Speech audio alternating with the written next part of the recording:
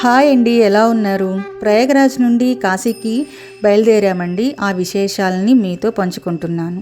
ప్రయాగరాజ్ నుండి వారణాసి 125 కిలోమీటర్ల దూరంలో ఉంది.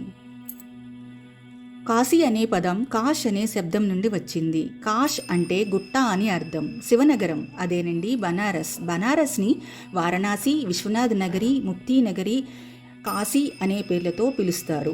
కాశీని ఘాట్ నగర్ అని కూడా పిలుస్తారు, ఎందుకంటే 100కు పైగా ఘాట్లు కాశీ ఒడ్డున ఉన్నాయి. వారణాసి భారతదేశంలోని అత్యంత పురాతన మరియు పవిత్రమైన నగరాల్లో ఒకటి. ఇది ఉత్తరప్రదేశ్ రాష్ట్రంలోని గంగా నదీ తీరంలో ఉంది. హిందూ మతంలో అత్యంత పవిత్ర నగరంగా పరిగణించబడే వారణాసి వేలాది సంవత్సరాలుగా ఆధ్యాత్మికత, విద్య మరియు సాంస్కృతిక కేంద్రంగా నిలిచింది. పురాణాల ప్రకారము వారణాసిని మహాదేవుడు శివుడు స్వయముగా స్థాపించారు అని విశ్వసిస్తారు. ఈ నగరాన్ని కాశీ అని కూడా పిలుస్తారు. దీని అర్థం తెలివి మరియు జ్ఞానానికి వెలుగు ప్రసరించే స్థలము అని అర్థం. హిందూ, బౌద్ధ, జైన మత గ్రంథాల్లో ఈ నగరం ప్రాముఖ్యతను వివరించారు. గంగానది ఒడ్డున ఉండే కారణంగా ఇది పవిత్ర తీర్థస్థలంగా భావించబడుతుంది. కాశీ చేరుకునేసరికి ఉదయం అయ్యింది. అక్కడి నుంచి అస్సీఘాట్కి 1/2 కిలోమీటర్ దూరంలో మేము స్టే చేశాము. అక్కడ నుండి అస్సీఘాట్ నెంబర్ 1 మీదుగా నడుస్తూ తులసీఘాట్ మరియు గంగా ఘాట్లలో అమ్మ, మేము, పిల్లలు పూజా విధులు నిర్వహించి పవిత్ర గంగలో స్నానమాచరించాము. దేవదేవధవళాచల మందిర గంగాధరా హర నమో నమో. దైవత లోక సుధాంబుధి మకర లోక శుభంకర నమో నమో. దేవదేవ ధవళాచల మందిర గంగాధరా హర నమో నమో. దైవత లోక సుధాంబుధి మకర లోక శుభంకర నమో నమో.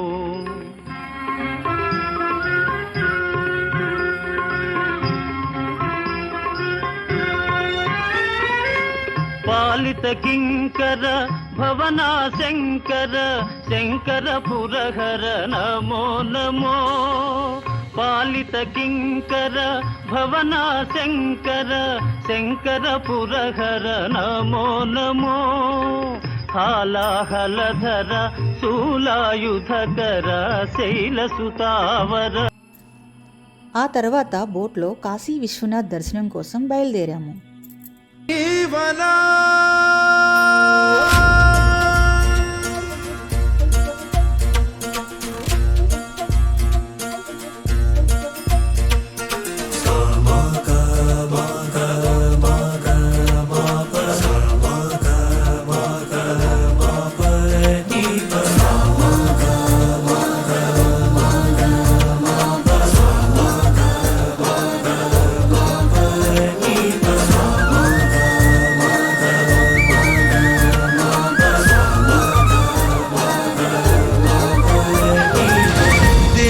सुरेश्वरी भगवती गंगे त्रिभुवन तारिणी तरल तरंगे.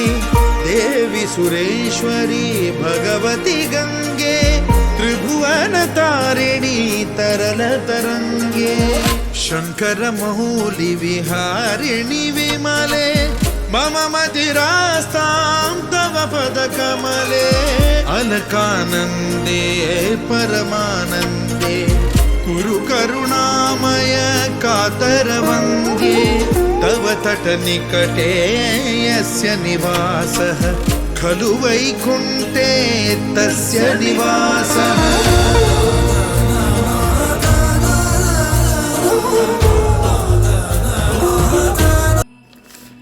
బోట్లో అస్సీఘాట్ నుండి అన్ని ఘాట్లు వరుసగా చూసుకుంటూ నమోఘాట్ వరకు వచ్చాము.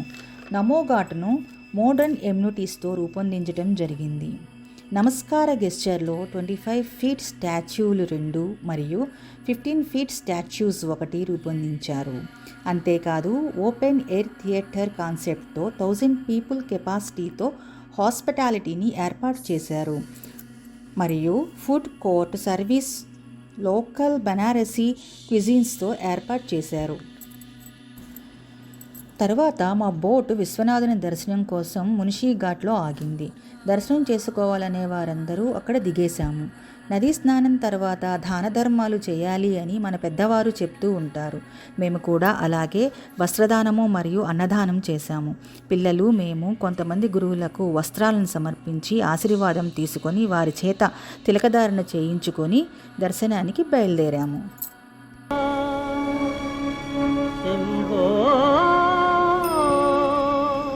సదాశివా ఆశ్రిత మందారా శృతి శిఖర సంచారా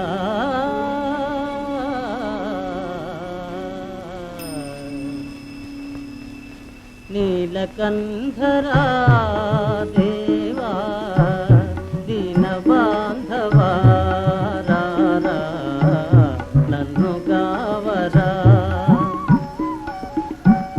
నీలకంధరా దేవా దీన బాంధవా నన్ను గావరా